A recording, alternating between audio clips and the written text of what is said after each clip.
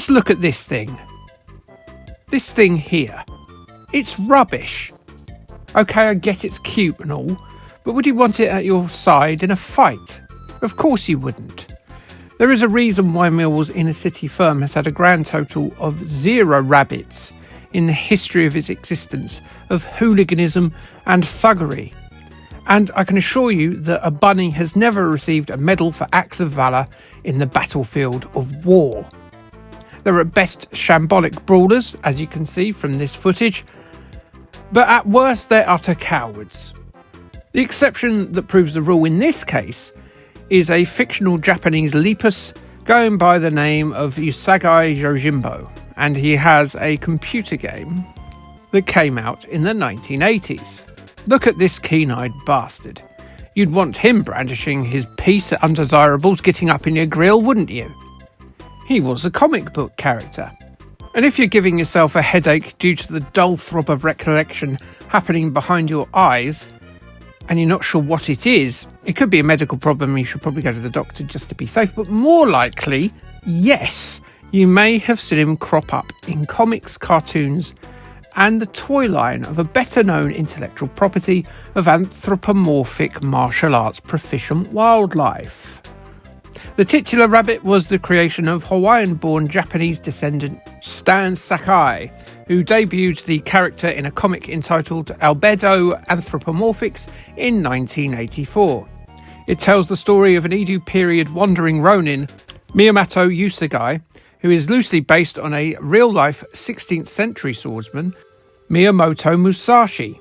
Usagi is on a warrior's pilgrimage through a mishmash of Japanese history and folklore, battling skilled warriors and mythical creatures with a design focused on authenticity to the Japanese period in which it is set.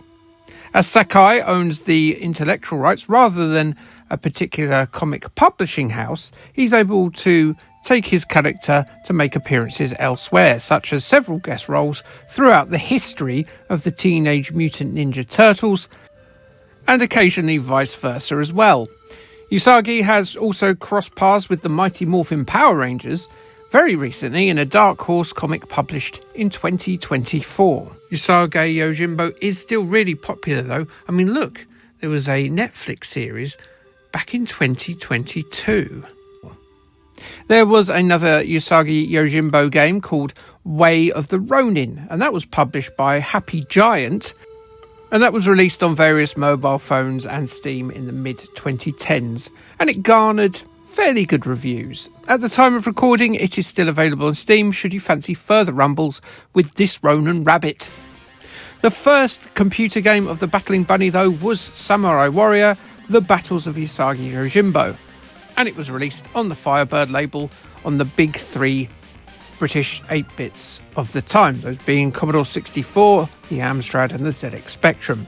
The Commodore 64 version was also released in the United States as part of the Thunder Mountain Pack Volume 1 compilation, which also featured fellow 8-bit bangers Paradroid and The Great Escape. Cool, you'd have liked to have got that, wouldn't you?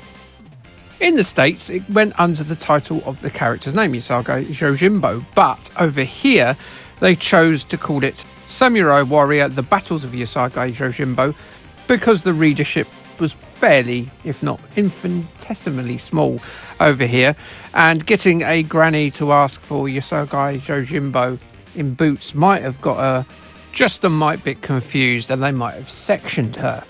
The programming team behind it were Melbourne House, or Beam Software. Beam Software, who are of course still around. Doesn't that make you warm inside? The Beam Software are still around from your 8-bit micro days? It does me.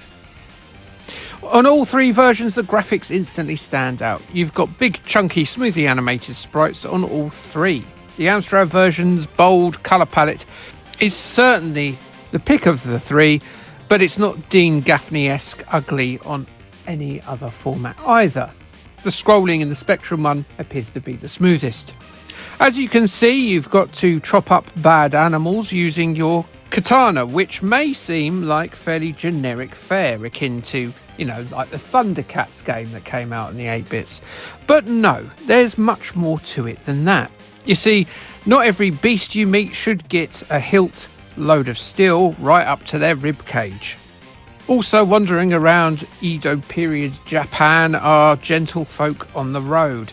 Now, you could create an extra orifice in their sternum if you so please, but that's just not right, is it? Be kind, be generous, be lovely. Because what you have is you have a karma meter to think of. This being ancient Japan, everyone is harping on and on about honour. Honour this, honour that, honour Blackman. So if you don't bow to a pal or behead a rice picker who's just going about his business, then you'll find yourself feeling rather grumpy about yourself, and the shame will make you fill it yourself with a bit of the old harry-carry. So you can not only just die via sword play, but you can die by feeling like you've done wrong.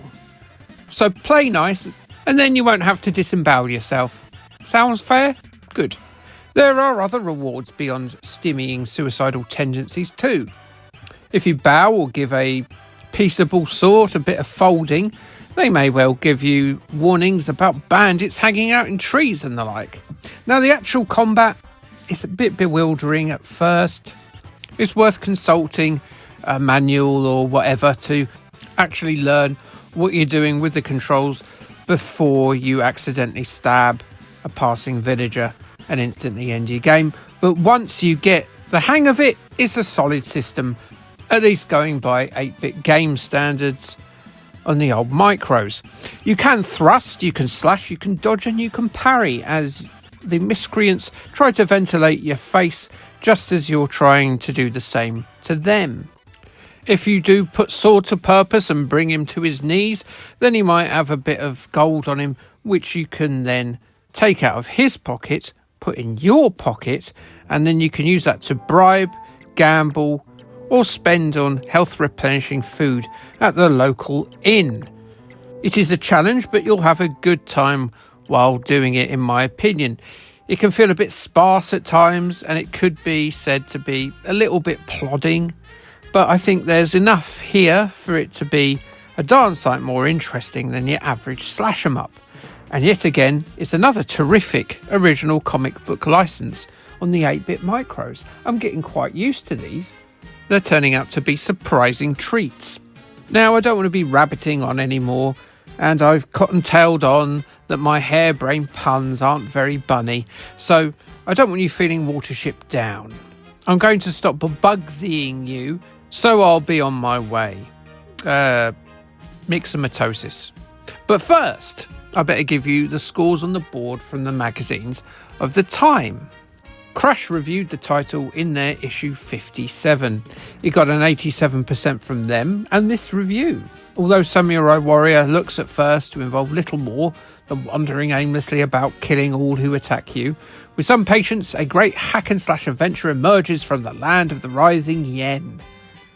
Watch out for it.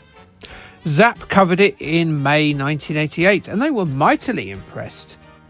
An excellent adaptation of the Oriental beat-em-up theme, and a good conversion from the comic. 91% from them for the Commodore 64 version.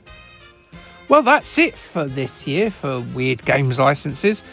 Once the Christmas videos are gone, I'll be back with another one of them. This one, I think, will do about a board game. And it sort of ties in with the honour system in this game. That's going to be Scruples on the 8-bit computers. Until then, have a look at some of the other videos, like, subscribe, and K, thanks, bye.